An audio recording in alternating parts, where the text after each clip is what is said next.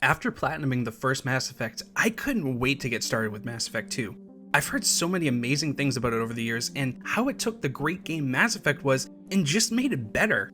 And since I personally enjoyed the first game so much, and generally love older BioWare games, it seems like a perfect match for me. So join me as I platinum the masterpiece of storytelling, Mass Effect 2 Legendary Edition. It's definitely one of the more interesting intros I've seen to any game. The Normandy is under attack from an unknown foe who can somehow detect it even while in stealth mode. Shepard and his crew are unable to defend themselves from the threat and have to evacuate the ship.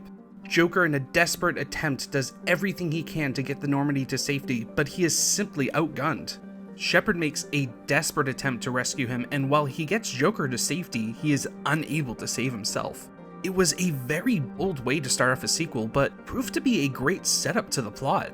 The head of Cerberus, the Illusive Man, sees how valuable Shepard is to humanity and uses his nearly inexhaustible resources to bring him back from the dead to help defend the galaxy from the Reapers. We can rebuild it. We have the technology. But I don't want to spend a lot of money.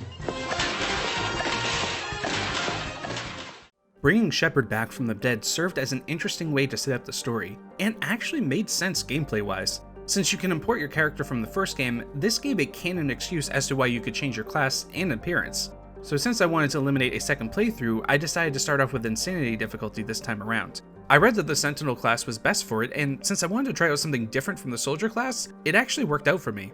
The problem was, while the Sentinel class is almost impossible to kill, they just don't put out a great amount of damage, or at least early on. I actually found my enjoyment of the game to be strained because every fight became rather tedious. After finishing the first planet, I decided to start over as a soldier and see if it was any better, and wow, it made a huge difference. When it comes to trophy hunting, I personally prefer a challenge, and with the soldier class, it felt like a very good balance of difficulty. It wasn't the most difficult game I've ever beaten, but it certainly required patience in a few areas. Once I made this change, I was actually able to really enjoy the game for what it was, and ended up doing basically everything there was in the game. After you find out that Cerberus brought you back from the dead, you are informed that human colonies have vanished without a trace. The Illusive Man, head of Cerberus, is convinced that the Reapers are involved, which of course piques Shepard's interest. Since I went Paragon in my playthrough of the first game, I decided to say Paragon for the rest of the trilogy. However, I found quite a few Renegade dialogue options to be more interesting at times, and I'm looking forward to doing another playthrough of the trilogy someday because of it. You head out with a new team and find out that the Collectors are behind the attacks. They are a race not known to many, and given their past behavior, it seems very out of character for them. The Illusive Man is convinced that they are working with the Reapers, which sets up the main plot of you having to find out if this is actually the case, and what they are doing with the abducted human colonists. And of course, to do this, you're going to need a bigger team, which sets the stage for you to tour the galaxy recruiting new members to your team, while also rekindling old friendships along the way. Such an incredible amount of detail was put into designing and implementing every facet of the story. It still amazes me that they were able to pull it off. I know a lot of the time we talk about games being made by faceless companies, but those companies are made up of extremely talented and irreplaceable people. One of those people being the lead writer of Mass Effect 1 and 2, Drew Karpyshyn, who has proven himself time and time again to be one of the best writers in gaming. The consistency and tone between games really shows and elevates the experience in a way that I don't think we'll ever see again. So many little details and callbacks from the first game were brought back in a meaningful way as returning characters had their backstories built upon and fleshed out. Not to mention newcomers being incredibly well designed, Mordin being a personal favorite. They were able to take an existing piece of lore, the Krogan genophage, and expertly connect it to the identity of a new character. You find Mordin on one of the first planets you get to explore, Omega. He is running a clinic in a quarantine zone, risking his life to save others. When you meet him, he talks frantically, often answering his own questions, exploring every possible scenario. It's clear that he is a medical genius and cares about helping those in need. Once you recruit him and get to know him, you see there is a layer of subconscious guilt that clearly affects his actions, even if he doesn't realize it himself. Every character you recruit has a loyalty mission that unlocks an additional ability, and they generally help flesh out characters while providing unique gameplay experiences. Mordin's quest poses an interesting question of logic versus ethics, as no matter how much data you have or simulations you run, it's impossible to know the future, making it sometimes difficult to determine what is the right or wrong thing to do in certain situations. While I did find some characters to be more interesting than others, overall both new and returning squad mates were generally very well written. They were such an incredible blend of both gameplay, story, and world building, and are a large part of what makes the Mass Effect trilogy so unique and memorable. You have, of course, the gameplay aspect where your companions join you for missions. Getting to know them adds in side quests, which leads to new gameplay opportunities, and their stories help flesh out and build the world and galaxy around you. The best part is that it feels so naturally woven into the game and reminds me of why I love gaming so much. For instance, you can learn all about the flotilla from Tali in the first game, and in her loyalty mission, you actually get to travel to it. I found the lore behind the Quarians to be very fascinating, and getting to experience the politics firsthand while fleshing out Tali's character in greater detail was incredible. And of course in gaming, you have gameplay, and this time around there was a significant improvement. While of course they enhanced the combat in the first Mass Effect for the Legendary Edition, it still felt a little dated. This time around, the gunplay felt refined, and more akin to the modern third-person shooters coming out nowadays. Instead of weapons overheating, thermal clips were introduced, which added in an additional gameplay element. You could no longer just sit back and shoot, as there were times I would actually run out of ammo and had to desperately scramble to find more. Or at least when I played as a sentinel. As a soldier, you have access to 5 weapons, and while there were times I would run out of ammo for multiple weapons, I could still usually find enough to never completely run out. Cover similarly was vastly improved in the sense that it actually works this time around. It heavily reminded me of how the Gears of War games handle cover as you hold down a button to sprint and get into cover. There was still some jankiness to it, but overall a vast improvement over the previous game, and I'm curious to see how much better it feels in Mass Effect 3. Starting to feel like a broken record, but again, when it comes to enemy AI, it feels far superior this time around. So many times in the previous game, enemies would just randomly move around or straight up bum rush me, making cover almost pointless at times. In 2, enemies spread themselves around, get behind cover, and alternate their shooting timings, making it a far more enjoyable experience. You can still generally sit back and cover and shoot, but there are certain times or enemies that will require you to move around. Although, remember, I was playing on Insanity, which means you basically die in just a few hits, especially early on. In some ways, I do wish I had played on normal first to just enjoy the game as it was meant to be played, as at times the difficulty was a bit tedious. You really couldn't move around too much in certain encounters, and I almost felt guilty for not using and experiencing the really great level design.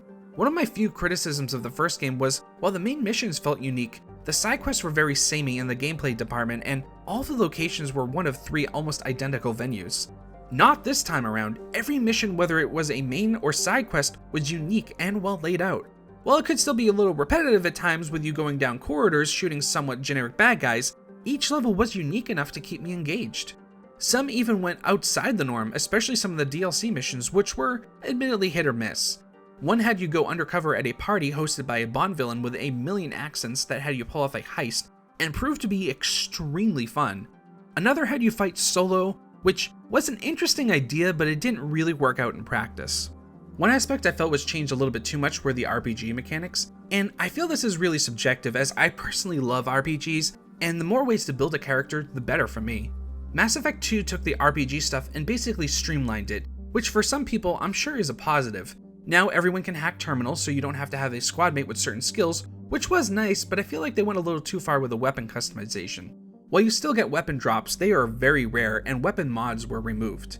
Instead, you buy upgrades from vendors on planets, or by researching them with minerals you mine from planets with a Normandy.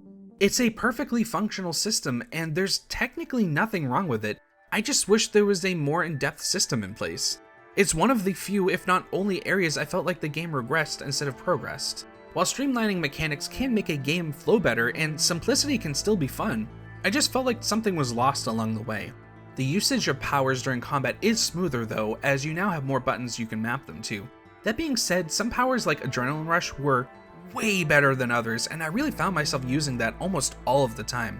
Of course it depends on what class you play, so there's still variety in that regard. Overall, I felt like the game really did live up to its reputation, and I'm glad I finally got to play through it. I have a lot more to say about the story, so I'm planning on doing a Mass Effect Trilogy retrospective where I'll go into much greater detail about the story and characters, as I don't want to spoil the story in this review. As far as the trophy requirements go, it was a bit more this time around, although nothing crazy thankfully.